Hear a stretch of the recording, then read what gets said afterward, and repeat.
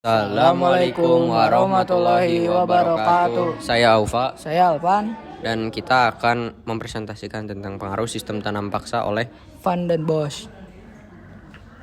Arti tanam paksa adalah sistem yang mengharuskan rakyat melaksanakan proyek penanaman tanaman ekspor di bawah paksaan pemerintahan kolonial sejak 1830. Siapa itu Van den Bosch? Johannes van den Bosch adalah seorang perwira dan politikus Belanda. Ia adalah Gubernur Jenderal Hindia Belanda ke-43 yang memerintah pada 1800 sampai dengan 1834. Ia pernah menjabat sebagai Komando KNIL, Menteri Urusan Koloni dan Menteri Negara. Apa yang Van den Bosch lakukan sebagai Gubernur Jenderal Hindia Belanda? Tugas utama Van den Bosch adalah melaksanakan sistem tanam paksa guna mendapatkan keuntungan sebesar-besarnya untuk mengisi kas Belanda yang kosong. Ini adalah markas Van den Bosch yang terletak di di mana ini? Di Ngawi. Terletak di Kelurahan Plen Ngawi, coy.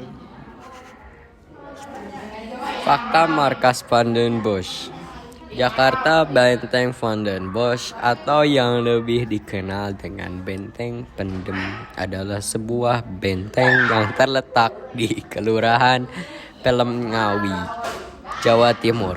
Letak benteng ini sangat strategis karena hanya berjarak sekitar 1 km ke arah timur laut dari kantor pemerintahan Ngawi, tepatnya di Jalan Untung Suropati.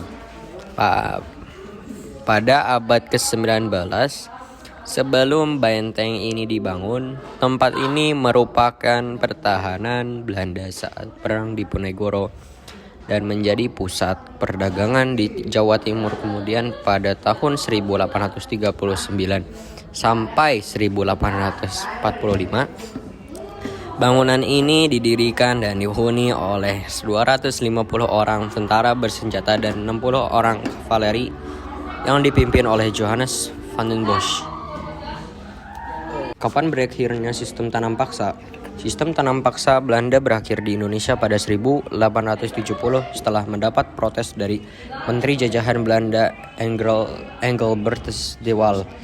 Kenapa bisa berakhir? Karena menangnya Partai Liberal di Belanda yang menuntut adanya kebebasan dalam bekerja dan balas budi terhadap negara jajahan atas Partai Konservatif yang menginginkan Hindia Belanda harus tetap menerapkan sistem tanam paksa.